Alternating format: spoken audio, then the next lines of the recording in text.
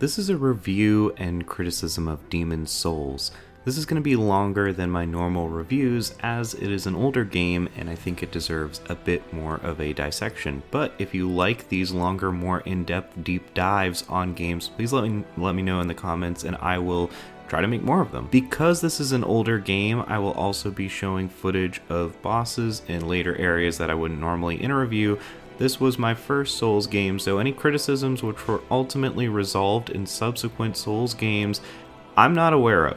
And I played this on the PS5 and will be addressing PlayStation 5 Specifics in a time-stamped section. Before we get into everything, please consider subscribing. We're doing a giveaway for a copy of Cyberpunk 2077. We are 100 subs away from that sub goal. We need to meet it by December 10th, so please consider liking and subscribing. And before we get too into the weeds, I want to highlight the basics of Demon's Souls, especially for people who have never played Demon's Souls. Your player-created character, which is absolutely gorgeous on the PS5 by the way, is attempting to save the land from an increasingly impending doom. Souls grant powers to individuals in this world, and you yourself must collect demons' souls to obtain enough power to save the land. The story is fairly light, but the lore is very thick. Environmental storytelling is a huge part of the game. There's an unbelievable attention to detail in this absolutely gorgeous game on the PlayStation 5, and detail is crammed into absolutely every area. The fact that you will be revisiting areas many times over due to repeated deaths lets you catch new and subtle details each time you come back. And this is absolutely the best use of an orchestral score in a video game I've ever heard. The haunting themes combined with the gorgeous setting really hammer the absolutely hopelessness of this world down. I mentioned repeated deaths and revisiting these areas, and while collecting demon souls does indeed make you more powerful, you need to spend those souls to gain their benefits at a central hub. Die before you can spend them all and you'll go back to the beginning of an area at half your health with all the enemies having respawned, and you need to return to the spot of your death to reclaim them. Die again and they're gone forever. And ultimately, the combination of difficulty and punishment melts together perfectly with the poor state of this world to create an absolutely amazing game environment that really complements each other, the gameplay and the environment.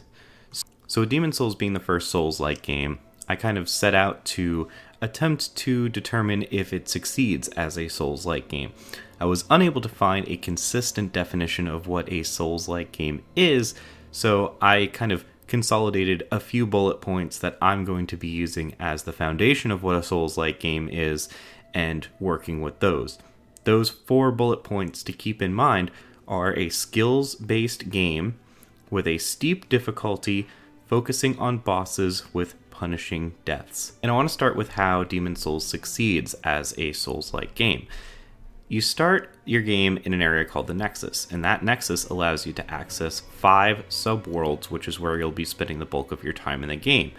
Now, this means that you can start in one world, hit a roadblock, find a difficult boss, find a difficult enemy, find a puzzle that you can't get past, or just keep dying in that one area, get frustrated, and you can just go to a different world altogether. Put that world aside, you have everything that you've learned from your experiences in that world for when you revisit it. You can level up in another world, get a little bit more powerful, decide to come back. This Mario 64-like design means that you never really get too frustrated. And as paths do close, as you complete worlds and get down to 1 or 2 worlds left, you're naturally more powerful, so you're able to handle those more difficult scenarios that you were having earlier in the game. Another thing that I really like about this are the different areas encourage different playstyles and require different forms of masteries. The swamp, for example, where you're constantly getting poisoned, forces you to practice menuing in avoiding your health draining to absolute zero, encouraging you to cure yourself from plague, encouraging yourself to cure yourself from poison. You have to be quick on the D-pad, you have to be quick in the menus, and that's a skill that you might not have really needed up until this point. But it is a skill in the game that you have to learn nonetheless. The skeletons in World 4 force you to practice stamina management, as they are absolutely in your face at all times. You need to be able to learn how to manage that green bar and understand the difference between rolling, parrying, and shielding effectively. And this also helps prevent one build from being too overpowered in Demon's Souls. You might find yourself doing extremely well in one world where enemies are particularly susceptible to magic, and then another where magic doesn't seem as effective. This really kind of all comes together in making sure that one build is not too overpowered, and you should encounter some difficulty during some of these worlds. The next thing I want to talk about that Demon's Souls does fairly well are the punishing deaths. They're never too punishing, and deaths in Demon's Souls promotes a rhythm. If you've just defeated a boss, for example, you come back to your corporeal form, you gain all of your health back to 100%, and you probably have a ton of souls. You probably then go and spend those souls to become more powerful. Now you have full health, you're feeling more powerful than ever. Maybe you'll go back and you'll visit one of those areas that were previously kicking your ass with your full health bar and your added souls power. Maybe you're just wandering through Demon's Souls, going through a new area, and you've done much better than usual and you found yourself with a ton of souls. Do you run all the way back to the Nexus to cash in those souls, knowing that all of these enemies will come back and you'll have to go through that exact same area again? Or do you continue pressing forward in the hopes of getting to a stone to transport you back to the Nexus, having cleared that area fully? And then there's when you've just lost all your souls. You died and you said, you know what, I think I can go back and claim those souls, and then what do you know, you die again. In this mode, you're in fuck it mode, right? You're just exploring. It's exploration mode. That's what I actually found. I was worried that the losing of souls would become frustrating, but I actually found it to be kind of cathartic and nice, because once you lose all your souls, yeah, it sucks if you lost some amount of experience, but it's really not hard to get souls in this game. At that point, with no souls, nothing holding you back, you can push yourself to go to risky areas, push yourself to climb new heights. Basically, if I ever lost all my souls, what I would do is I would go through every single world, so all 5 of the worlds, the parts that I was in, so either the first part of the world, second part of the world, third part of the world, however far I had made it, I would go through every single one to learn as much as I could with as low risk as possible. And I think that's something that a game like this really needs to get right. The game needs to force you to explore despite these punishing deaths, and I think Demon's Souls actually does a really good job at that. I think that could have actually tanked the game for the most part. And like I was alluding to, exploration is actively encouraged despite punishments and difficulty. And this goes beyond what I was saying, where if you lose all your souls, you're now encouraged to just explore freely. But while you explore, you can collect items in the game. And these items do not lose. And you don't lose any of these items when you die, unlike all of your uncached souls in Demon's Souls. You get to keep those items. And some of those items, once you use them, you literally just get souls. So they're essentially a way to keep a permanent cache of souls. So there's always incentive to explore and push yourself into risky situations, knowing that you might get an item that could be very helpful that you could use for the entire rest of the game. And at the end of the day, there's always something to gain when leaving the Nexus. Whether you're leaving the Nexus with some souls, you're leaving the Nexus with a full health bar, or you're leaving the Nexus with no souls trying to push yourself into a risky situation to either understand more about the game or acquire more items which will further help you explore. I think that in itself, the ability to promote exploration despite the punishment of that comes with Demon's Souls, is probably the game's biggest success. And there's a mechanic in Demon's Souls called World Tendency, which actively changes enemies and events based on your deaths, boss kills, and online interactions. And this encourages replayability and a deepening of your engagement with the game and re-exploring risky areas, as you don't want to miss a particular Dark World Tendency event, for example. There might be something really rare behind that gate that only opens in a Dark World Tendency, so that will encourage you to engage in the game, push yourself to die more perhaps, push yourself to kill more bosses, push yourself to help other players, or engage in the PvP mechanic. I think the World Tendency system, while it's a bit obtuse to understand, and exactly what unlocks during particular world tendencies is not entirely clear, it does allow you to engage with this repetitive content. You're already going through these worlds many times over due to your deaths. This gives you even more incentive to go just a few more times because of the world tendency system. And promotes actually just playing the game all over again with one particular world tendency or another, as it is particularly challenging to do both in one particular run. And that's really where I think Demon's Souls succeeds as a Souls-like game. But there is plenty that I can nitpick on how maybe it fails as a Souls-like game. The first thing I want to talk about is magic and archery. It does not really promote skill. It does promote skill, but it mostly promotes patience and souls grinding from my experience.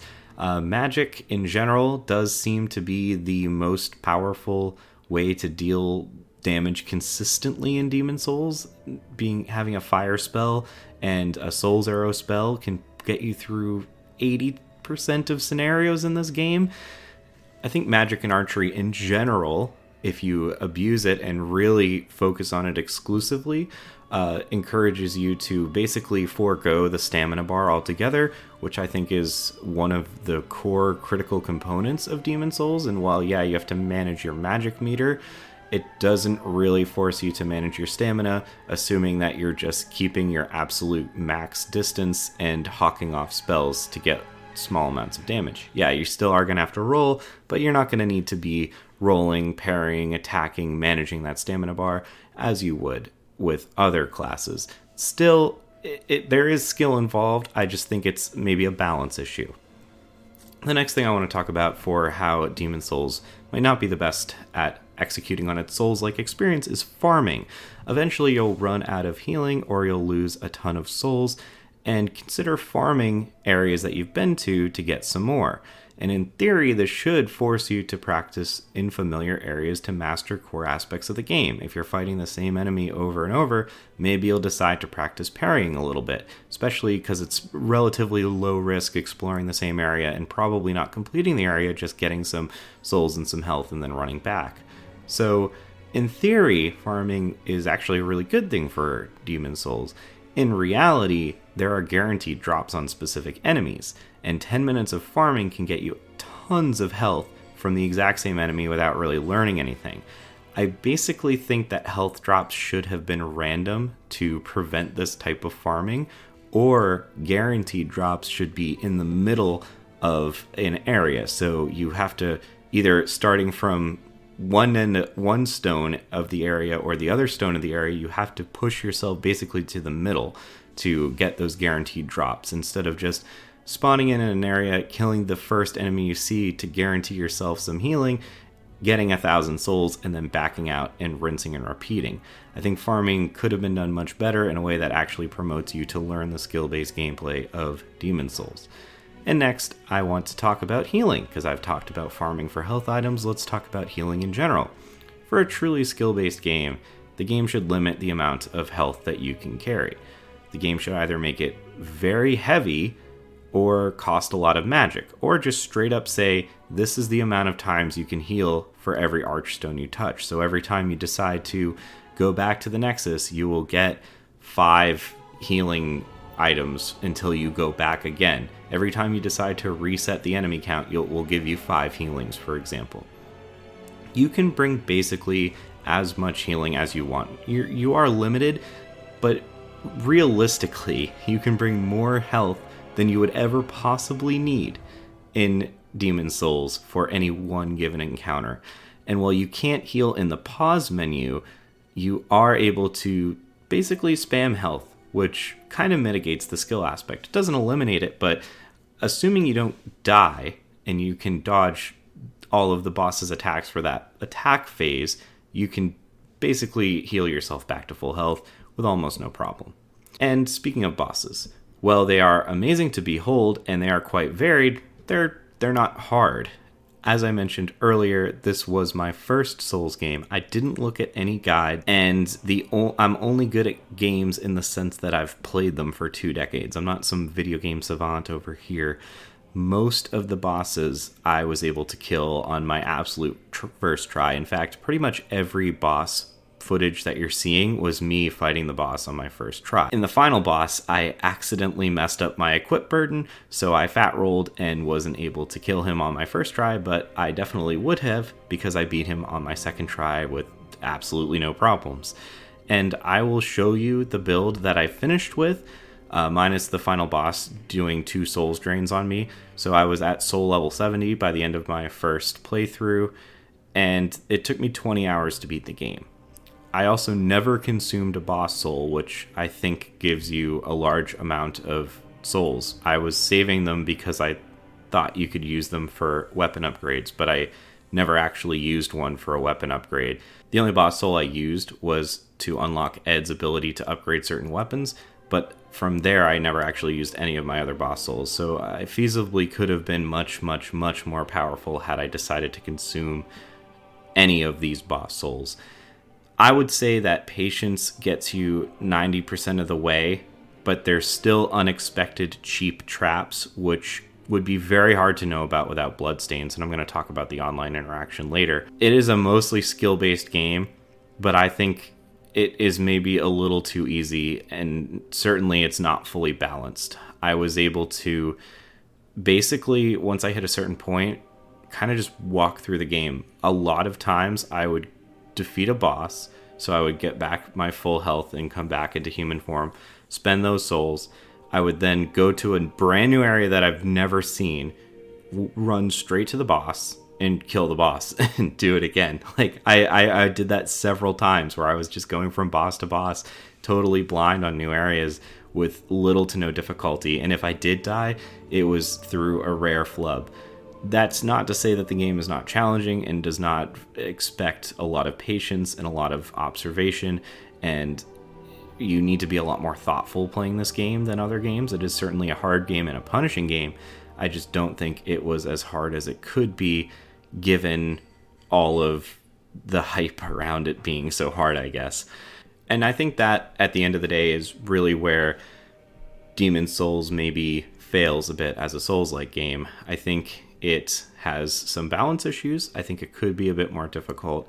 And I think farming and healing could have been used much better so that you can't abuse the game as easily.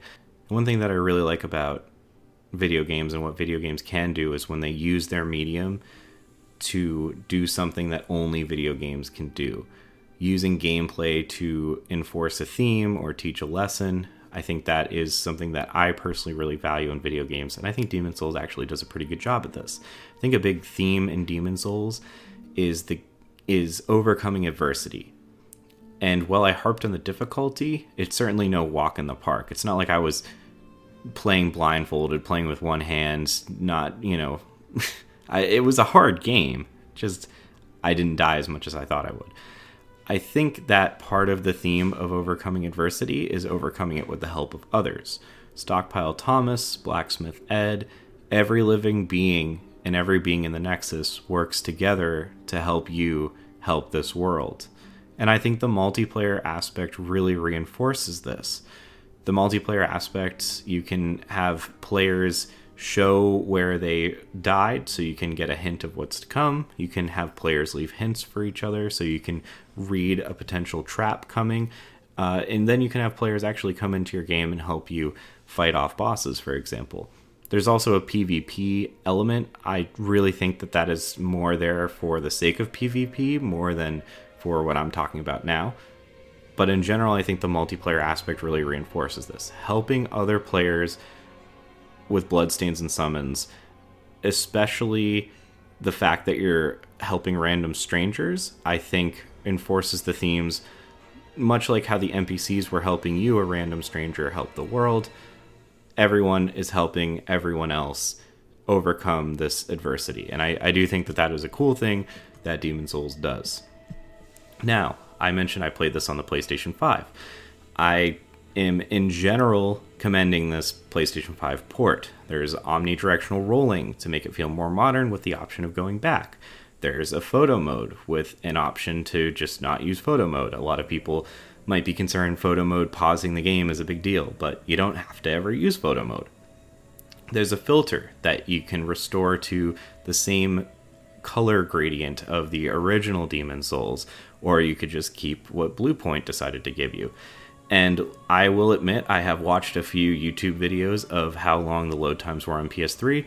Load times would have been pretty frustrating with PS3 load times. On the PlayStation 5, the load times are really good. Basically, in general, Bluepoint has modernized the game while giving you the option to revert back to the older style, and there's pretty much nothing but positives from the game in general. I do have two particular gripes. The first is the PlayStation 3 version of the game came with a manual, and I actually went through and read that manual after I beat the game, just to see what I might have been missing. This is a problem that I've been having with modern games lately. I have a video on how manuals are kind of important, I think, or were important, and now they kind of promote bad game design early on. But when you're remaking a game that used to have a manual and then you pull the manual out, I think you're definitely losing something, especially for a complicated game like Demon's Souls. And yeah, basically, reading through the starting classes description, I learned a lot about starting classes and basically learned that I got lucky with the one that I picked. Understanding the stats, by the time I beat the game, I really didn't understand how the weapon stats worked and how I was supposed to know if I could effectively hold a weapon besides the weapon's weight. But reading through the weapon attributes, I understood the different types of attacks, the different types of stat boosting attributes, the different types of ways that you could be able to effectively equip a weapon. That was all in the manual. I did not find it just in the game, at least easily. And status ailments. They are kind of shown to you, status effects on your character, but they're pretty much just a random symbol. It's not entirely explained what that symbol means. And yeah, that is all in the manual. And basically, I guess I'm a little miffed that either the manual wasn't remade in a way that you can just look at it in the game, or that they didn't just give you a physical manual for this game. Like I said, I think for games that are being remade that had manuals and don't now, you're definitely missing something if it's not explained better in the actual game once it's remade. And the next thing I want to talk about is, this one's a little more complicated. PlayStation Network used to be free in the PS3 days. If you boot up Demon's Souls on your PS3, you don't need to pay to access the PlayStation Network. And world tendency changes are made much easier online. If you're trying to play this game offline, which is how I more or less decided to play, then your world tendency can basically only be changed by killing bosses or dying in human form, of which there's a limited number of bosses to kill. So you can change your world tendency to black, but it's hard to change it back up to pure white. Interacting with players online, helping them kill bosses, could help you boost that world tendency back to white. And I think it's a bummer that that interaction is effectively locked unless you're willing to pay for PlayStation Network. I think it's a bummer that you need to pay more to effectively experience the world tendency for an already $70 game. It is a feature that used to be free in the PS3 days. In conclusion, Demon's Souls is a great start to the Souls genre with a few missteps. The merging of settings with gameplay is absolutely masterful. The overall design feels like a cool twist on roguelikes. The gameplay can actively promote the game's core themes effectively, and while there's a few balance issues which hurt the experience, they're unlikely to fundamentally break the experience for first-time players just wandering into the game. Overall, Demon's Souls is a great game, which should not be missed. That is all for me, guys. I will catch you next time.